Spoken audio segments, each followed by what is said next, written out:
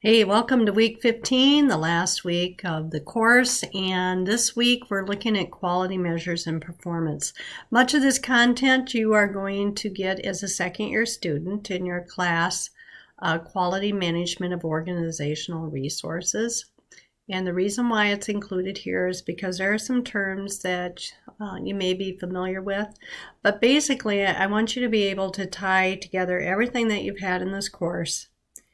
And really the basic lesson learned is healthcare delivery systems in the United States is very complicated, but the focus is doing the right care. And one of the ways of doing the right care is determining whether or not you're providing the quality care and how that can be improved.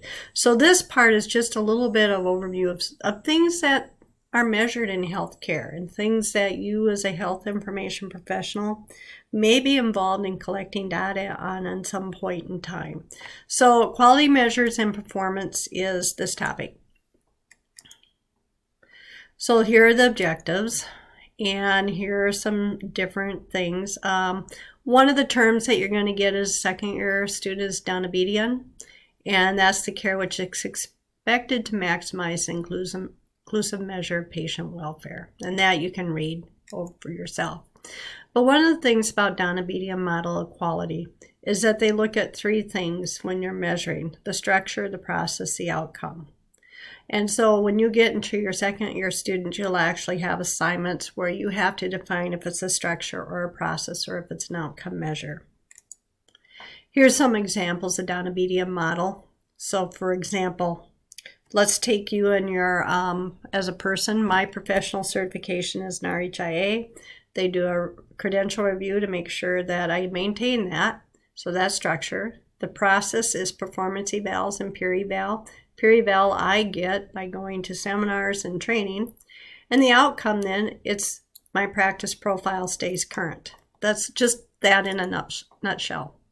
So process versus outcome represents what actually happens to a patient. And it can be very difficult to measure. And that's what this unit really wants you to know.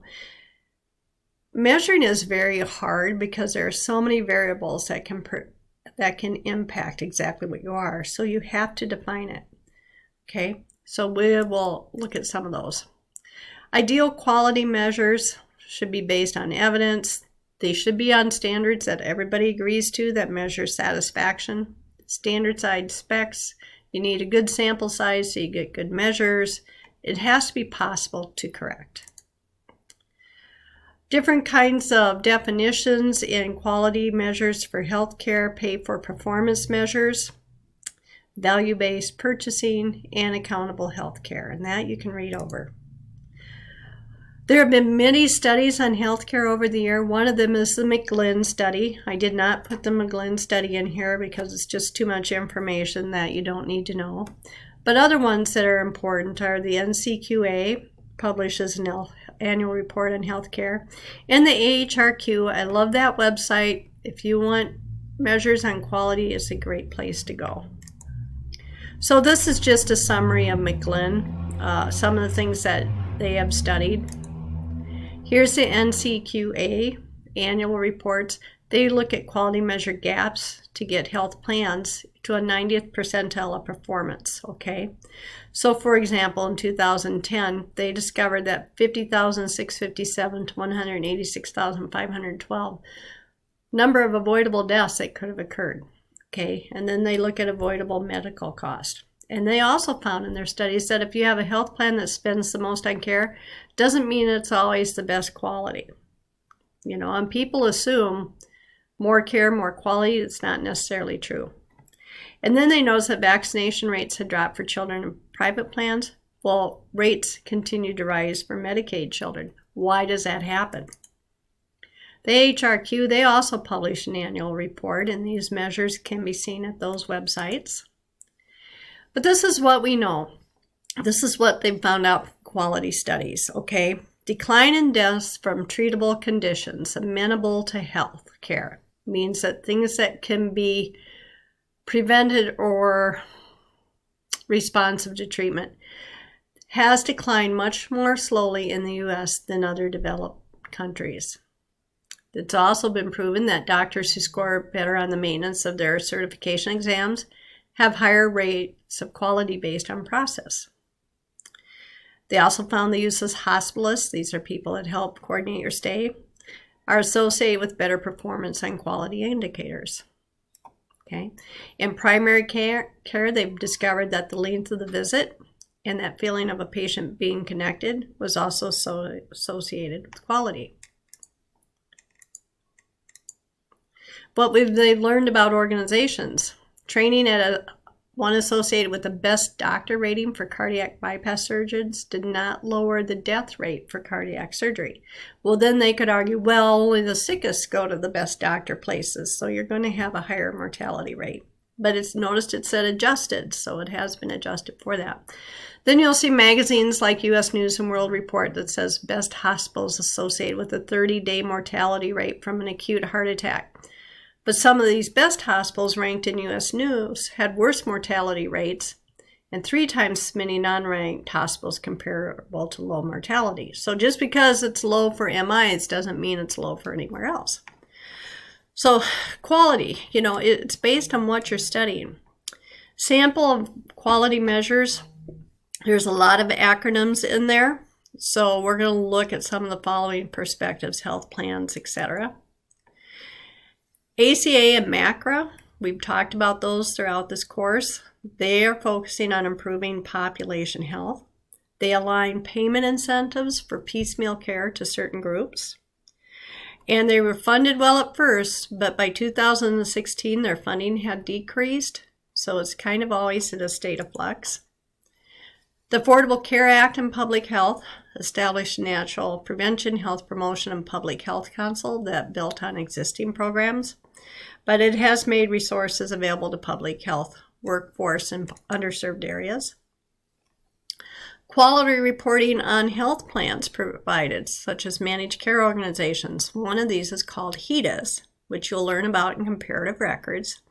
That's a health plan employer data and information set sponsored by the NCQA.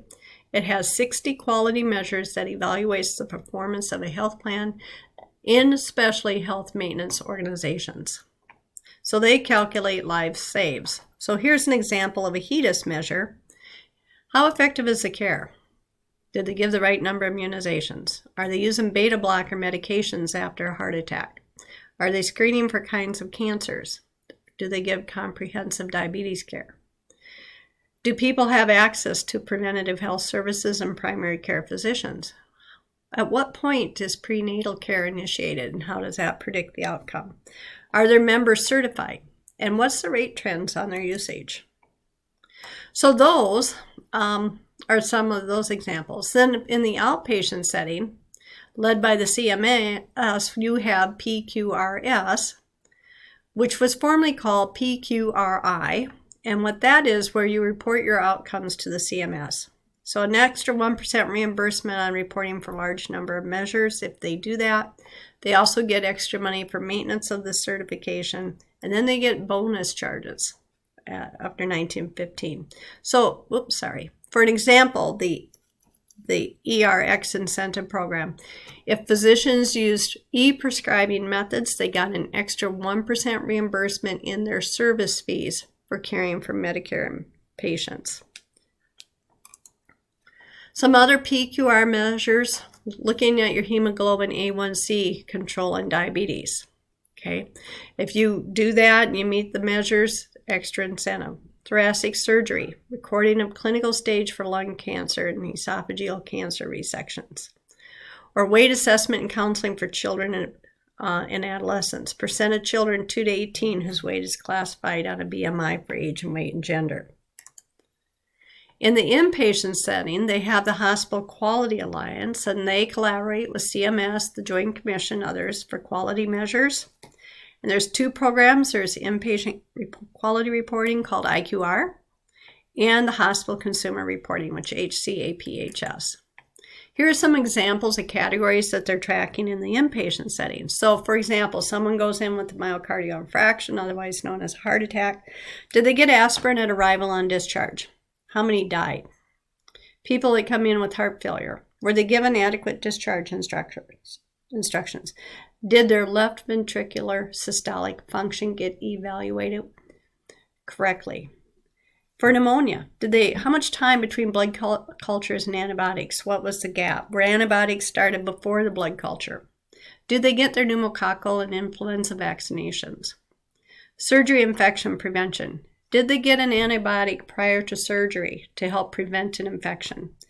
Are they being treated for deep vein thrombosis so they don't throw a blood clot after surgery? Or children's asthma care. Did they get medication while hospitalized for reliever? Do they have a home care plan to prevent it from happening again? Other inpatient quality initiatives, you'll have the National Surgical Quality Improvement Program. You have the University Health System Consortium. All of these have quality measures for the one chief goal is improving patient outcomes. So then you had the clinical quality measures and meaningful use, which I talked about 2 weeks ago. But meaningful use, one of their goals was to improve quality, safety, and efficiency. And they had core measures for eligible providers and reported the clinical quality measures. And one of the 14 core measures for eligible hospitals is reported in clinical quality measures. And that's a mouthful. But here it is an example. Providers must report on 3 core measures. They can have an alternative core measure if any denominator and 1 is 0, meaning that they don't have a sample size. And then 3 of 38 additional measures. Eligible hospitals had to report on 15 measures. And then they had to attest to this 2012 and beyond.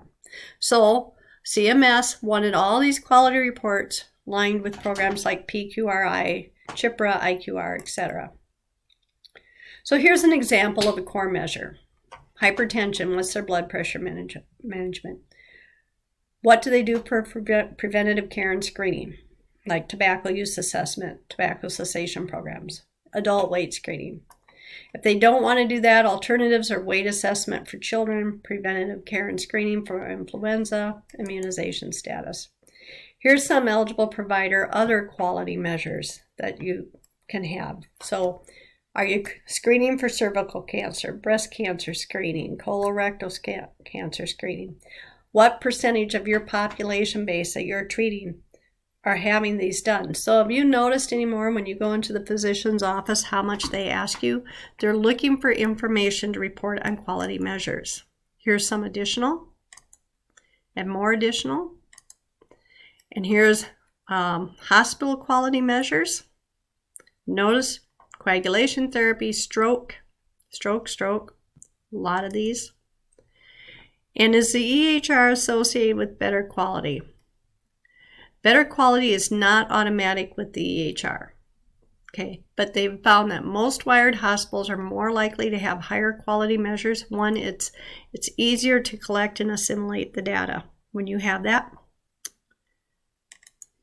In outpatient, it's a little bit mixed. But EHRs can augment or supplement data used in quality measure. So coded information in the EHR helps data collection become easier. But data quality is mixed for quality measurement because it really depends on what you're collecting. Garbage in, garbage out. It's got to be good data. Can we achieve a high-performance healthcare system?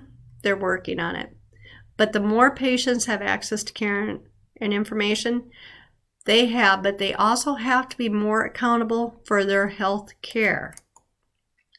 So summary, there are many different kinds of quality measures used in healthcare, and you're going to be bombarded with a lot of these. And if you're lucky, you might get a job one day where you're collecting these quality measures. Okay, we'll see you at the final activity next week, week 16. That's the last of the series for this. You've had a lot of content in this course, but I hope it was good content, and I hope that some of this will make more sense to you as you progress in the program. But it's a good basic overview.